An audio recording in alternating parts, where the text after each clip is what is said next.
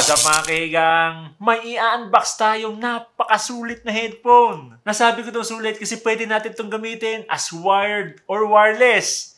Meron pang active noise cancellation, splash proof, app support, at napaka-affordable nito.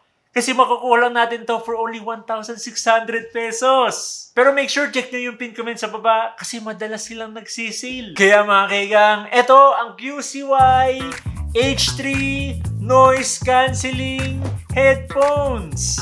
Tapos nakalagay dito, high resolution audio, napaka-affordable pero naka-high resolution audio na. Pero ma-activate lang natin yung high-res audio niya pag naka-wired. Pero may konting cuts yan, kaya mamaya malalaman nyo sa video natin. So wala naman na tayong makikita dito mga kahigang, kaya i-unbox na natin itong QCY H3. Okay, angat lang natin. Whoop! Yun, bungad na bungad. Dito kagad yung manual. Tapos, slide lang natin ito palabas.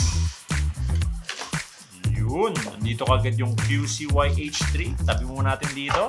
Okay, tapos nandito yung cable. Buksan natin. Dito na yung auxiliary cable kasi pwede mo ito gamitin as wired.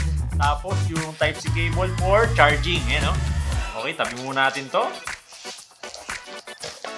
Whoop. Ang ganda ng shape dito. Tama-tama lang din yung size niya tsaka weight. Nasa 260 grams lang. Bali over-ear type na headphone tong QCY H3. Available din pala to sa colors na white tsaka blue. So mga kaigang, hard plastic na matte yung body niya. Yan yung maganda dito kasi hindi dikitin ng fingerprint eh. Tapos nakalagay dito, left and right. Ewan ko na lang kung magkamali pa kayo dito. Tapos ito, synthetic leather na memory foam. Lambot oh, parang marshmallow. Look at that. Dito nyo naman oh. Oh ha, memory foam yan. Nice. Yung isa pang maganda dito, pwede mo siyang i-fold. Yan.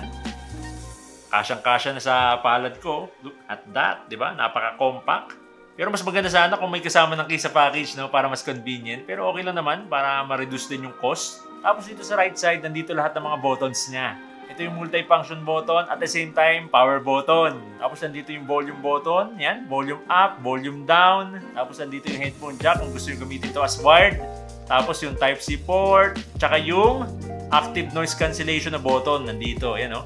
So yung mga buttons dito pwede natin magamit sa play, pause, next song, previous track, answer, or reject ng calls. Dito lang lahat. Pero isa pang nagustuhan ko dito sa QCY H3, i-charge nyo lang to for 2 hours. Kahit ang tumagal ito for 60 hours straight pag naka-off yung active noise cancellation.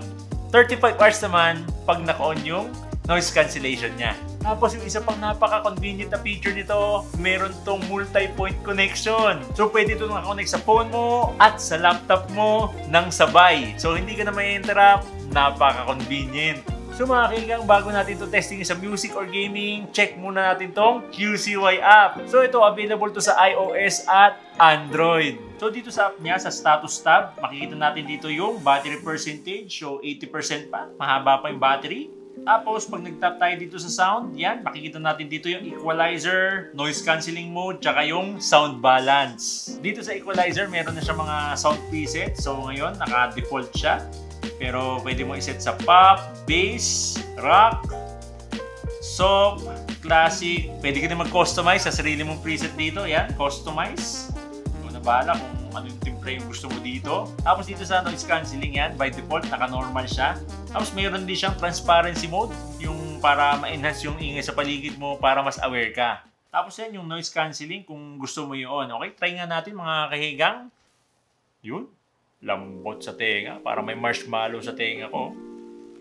Ooh. Look at that. Kita nyo naman, oh. Ang kulob na ng paligid. Oh. Sobrang kulob. Hindi pa naka-on yung noise cancelling dito pero sobrang kulob na. Halos hindi ko na marinig yung boses ko mga kahiga. Pero naririnig ko pa rin yung ingay ng fan ko. Okay, try muna natin itong transparency mode mga kahiga. Okay. Ayun. Naririnig ko na yung boses ko, no? Ang ganda ng ano nito, ha? Transparency mode nito, ha? You know, na-enhance yung boses ko. Rinig na rinig yung fan ko. Okay, try na natin itong noise cancelling, mga kahiga. Yun. Uy! Alam niyo yung feeling na parang may boomerang na earwax sa tenga nyo tapos wala kayong marinig. Ganun. Sobrang kulob oh. Kung kulob na kanina, mas kulob ngayon. Hindi ko na masyadong marinig yung boses ko kaya lalakasan ko na lang para malaman ko yung mga sinasabi ko mga kaigang, no? Okay, ito yung noise cancelling niya. Halos wala akong marinig sa boses ko. Ganda yung noise cancelling niya. Hindi ko na marinig yung fan ko, yung boses ko, sobrang hina.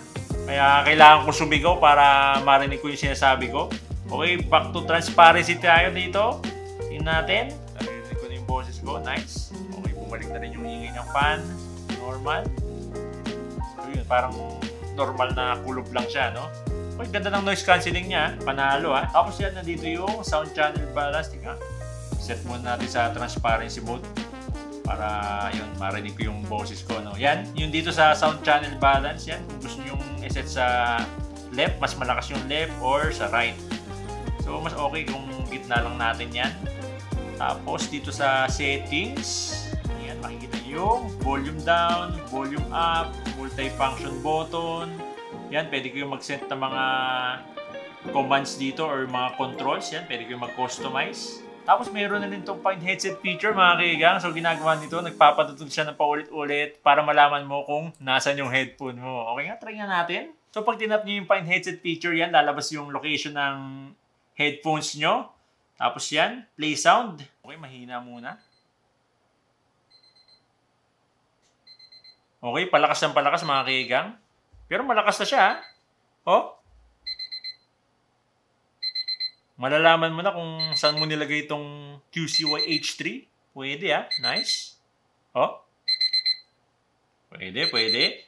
Tapos yan, nandito yung timing power off, gaming mode, firmware update. Tapos kung gusto nyo i-reset, yan. Punta lang kayo dito sa more settings. Reset to default. So yung naririnig ng audio ngayon, galing dito sa QCY-H3. So meron na itong ENC or Environmental Noise Cancellation, para mas clear yung boses natin sa mga calls. So, mic check, QCY-H3, mic check. So, yun lang naman mga kaigang, i-test na natin to sa music. Okay, play natin tong Marikit sa Dilim. Fast forward na natin na konti. Uy, sumisipa yung bass Taba ng bass nito Nice. Ganda ng bass. Okay, pause muna natin. So yung pinaka-strength talaga nito QCY-H3, yung bass niya, no? Sobrang kapal, dumadagundong yung tenga ko. Tapos pagdating naman sa mids, yung vocals, tama-tama lang din, balance na balance lang, yung clarity, nandun pa rin, no? Tapos pagdating dun sa highs or yung mga tutugtog instruments, hindi naman siya ganun ka-sharp, tama-tama lang, kaya nagbe-blend siya sa bass tsaka mids. Pero yun nga mga kaigang, yung talaga nangingibabaw dito sa QCY-H3 is yung bass niya. Okay, this time mga kaigang, try naman natin yung wired para ma-activate yung high-res audio niya. Yan. Meron tong headphone jack, kaya kabit natin. So, meron pang headphone jack tong phone natin, no? Buti naman. Yan. Yun. Tapos, exit muna tayo dito sa Spotify. Punta tayo dito sa Deezer para makuha natin yung mga mas mataas na format. Kasi naka-wired na tayo mga kaigang Okay. Play ulit natin tong same song din, Marikit sa Dilim. Lakas ang bass Madagundong Nice. Mas gumanda yung quality niya.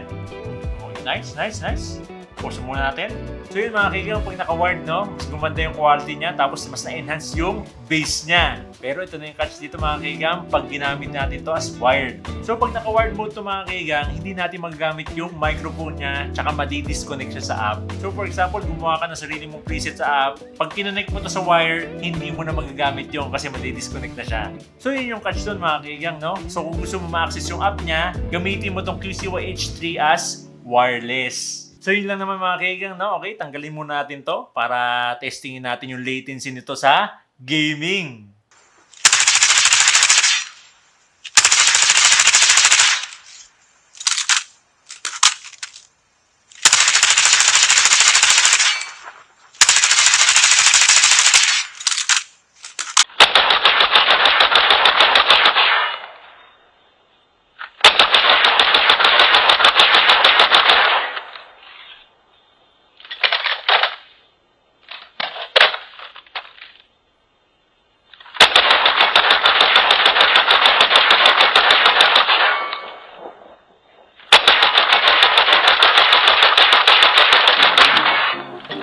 May active noise cancellation, app support, multi-point connection, splash proof, 60 hours battery life, 66 sa features, at napaka-affordable. Kaya make sure mga kaigang, check nyo yung pin comment sa baba para ma-enjoy nyo na rin itong QCY H3 noise cancelling headphones. So kaya mga kaigang, anong masasabi nyo dito? Comment down below!